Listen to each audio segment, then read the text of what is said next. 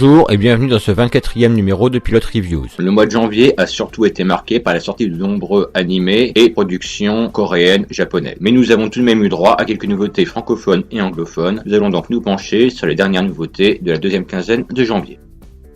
La dure vie de femme de footballeur dans Tina and Bobby sur ITV. Tina rencontre Bobby et c'est l'amour fou. Malheureusement, si elle est sa femme, le ballon rond restera à jamais sa maîtresse. La vie du footballeur Tony Moore n'est pas inintéressante en soi. On a droit à de bons acteurs, mémorisation et l'ambiance des années 60 est plutôt bien rendue. Mais ça va beaucoup trop vite. En un épisode, il se rencontre, se marie, il est atteint d'un cancer et se fait amputer d'un testicule. Et ils ont leur premier enfant. Je sais que c'est une mini-série en 3 épisodes, mais essayez de prendre un peu votre temps, que diable.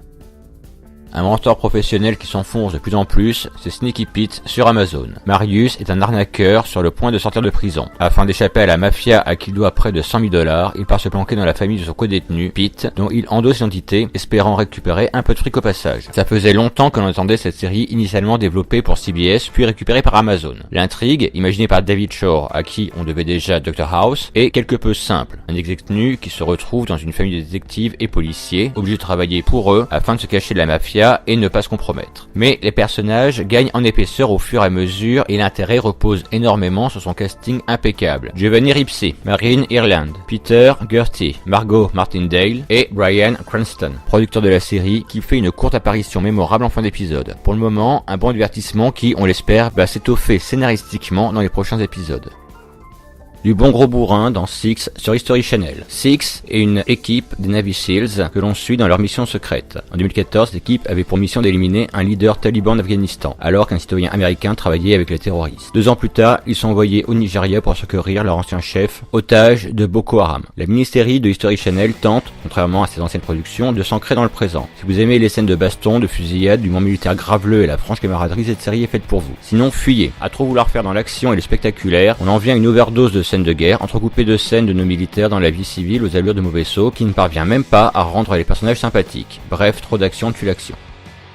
L'histoire presque vraie, c'est Urban Myth sur Sky Art. Parti passer l'après-midi chez Dave Stewart de Rhythmix, Bob Dylan se trompe d'adresse et passe un petit peu de temps avec un autre Dave. La mini-série anthologique des mythes urbains liés à des célébrités de Sky Art, l'équivalent british de notre Arte, a fait parler d'elle après avoir annulé la diffusion de son épisode sur Michael Jackson fui en New York en compagnie de Elizabeth Taylor et Marlon Brando, peu après les attentats du 11 septembre. Le roi de la pop est interprété par Joseph Fiennes, un acteur blanc, ce qui avait causé polémique et indignation. On a droit à un premier épisode plutôt calme, lié à l'incarnation de Bob Dylan par un Eddie Marsan plutôt convaincant qui, sans être spécialement drôle ou intéressant, nous offre une tranche de vie fantasmée de la vie du chanteur. On passe au final un moment plutôt agréable. Sont annoncés dans des épisodes prochains Samuel Beckett, Alice Cooper, Dali, Mohamed Ali ou encore Adolf Hitler. À voir pour passer le temps.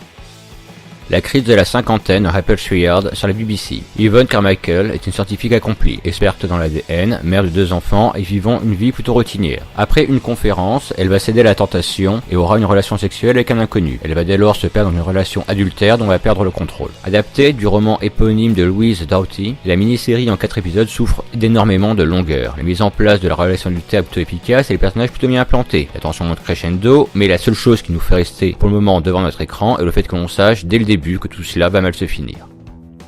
Dans l'enfer vert aurifère de Guyane sur Canal+. Vincent Augier, un étudiant en géologie, est envoyé en Guyane afin de faire un stage dans la mine d'or de la société Cayenor. Son goût immodéré pour l'aventure l'amènera à s'approcher du patron de la mafia locale, Antoine Serra. Ça fait plaisir de voir que pour une fois on ne propose pas une production française comique ou policière, mais une histoire centrée sur l'aventure. Nous avons droit ici à une espèce de western moderne avec la recherche d'une mine perdue du nom de Sarah Bernard sur fond de magouille mafieuse. Le tout avec de magnifiques décors. Seulement, ça ne fait pas tout. Et passé des dépaysement, on se lasse de ces personnages manquant d'épaisseur et du manque de vrais rebondissements du scénario. Dommage. La création du tout premier boys band dans The New Edition Story sur Bet.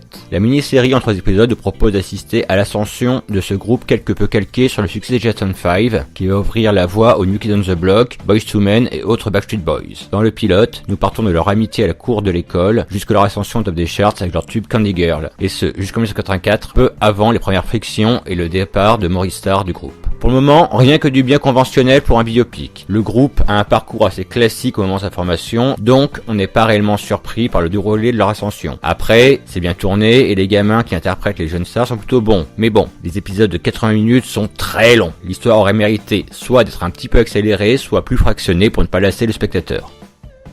Un Broadchurch dans le froid canadien, c'est Cardinal sur CTV. Algonquin Bay, nord de l'Ontario. Le corps d'un garçon est retrouvé prisonnier de la glace. Des traces des ligatures laissent penser que l'enfant a été tué. John Cardinal, un vétéran de la police d'investigation, épaulé par sa nouvelle adjointe Liz Delorme, vont mener l'enquête. La série est adaptée du roman Forty Word for Sorrow de Gilles Blunt, premier de la série John Cardinal Mysteries, ce qui nous promet quelques saisons à venir en cas de succès. Avec son atmosphère lourde, renforcée par une musique oppressante, son rythme lent et ses paysages magnifiques, on sent que la série a su synthétiser ce qui fonctionnait dans la nouvelle vague de fiction policière telle Broadchurch ou True Detective. La présence de Billy Campbell, que l'on avait pu voir dans The Killing, dans le rôle titre, vient renforcer cette impression. Un probable serial killer, un inspecteur avec la police des polices sur le dos et les neiges canadiennes, cette série a tout pour séduire.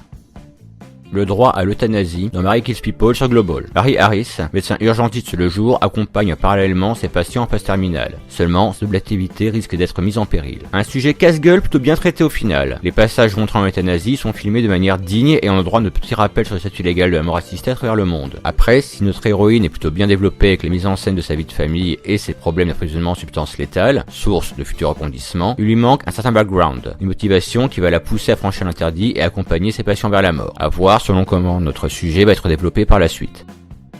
La rentrée où tout va changer dans Riverdale sur The CW. La rentrée est quelque peu mouvementée au lycée de Riverdale. Durant l'été, le jeune Jason Blossom a disparu lors d'une promenade en barque avec sa sœur Cheryl et est présumé mort. Cette disparition va toucher en plein cœur la petite ville et faire remonter de sombres secrets. Si vous connaissiez la bande dessinée Archie, oubliez-la. Tous les personnages sont bien présents, de même que l'intrigue de fond du comics, le triangle amoureux entre Archie le héros, Betty la fille parfaite et Veronica la fille à papa. Les personnages sont plus sombres et adultes ici. On est à mi-chemin entre Beverly Hills, avec Luc Perry à la clé, et les liaisons dangereuses. De nombreuses références discrètes sont faites à la bande dessinée, comme l'année de fondation du lycée, le nom du snack qui est le même que celui du magazine dans lequel étaient originellement publiées les histoires de Archie, ou encore la présence de Josie and the Pussycat. Et, on peut toujours rêver, peut-être dans un futur épisode, Sabrina l'apprentie sorcière, personnage issu de cette bande dessinée. Qui sait? La série est pour le moment sage et faussement provocatrice, chaque semblant de provocation étant immédiatement démonté, et part sur une intrigue plutôt classique à la Twin Peaks ou Broadchurch. Mais c'est plutôt bien interprété et réalisé. Ce drama policier adolescent pourrait nous réserver de bonnes surprises. Naissance d'une icône des années folles dans Z, The Beginning of Everything, sur Amazon. Zelda Sayre est une jeune fille bien sur tout rapport, vivant à Montgomery, en Alabama, issue d'une famille aisée. En cette fin de Première Guerre mondiale, elle commence à fréquenter les soirées jazz organisées par la garnison de retour au pays. 1918, elle rencontre lors d'une de ces soirées un jeune soldat baptisé Scott Fitzgerald et décide de passer outre les interdits parentaux. En ce début d'année, Amazon a décidé de rattraper son retard sur les séries commandées les années précédentes, certainement pour concurrencer Netflix qui a décidé d'inonder le marché cette année. Après Sneaky Pete, nous avons aujourd'hui droit à un biopic sur la vie de la romancière Zelda Fitzgerald, icône des années jazz et muse du romancier F. Scott Fitzgerald, basé sur le roman d'Anne Fowler, Z, A Novel of Zelda Fitzgerald. Ce qui nous marque au visionnage du pilote, c'est la performance de Christina Ricci dans le rôle de Zelda, qui monopolise l'écran et porte à elle seule la série. L'attention qui lui est portée permet de masquer un début un peu conventionnel avec l'histoire d'une jeune fille bien sous tout rapport qui va s'encanailler. Les années 20 sont très bien rendues, que ce soit au niveau des décors, mais également des dialogues particulièrement travaillés. Un premier épisode qui suscite l'intérêt, il nous donne envie d'en savoir plus. Cette émission est maintenant terminée. Je vous donne rendez-vous très vite pour passer en revue avec vous les nouveautés de ce début de février. Bonjour chez vous.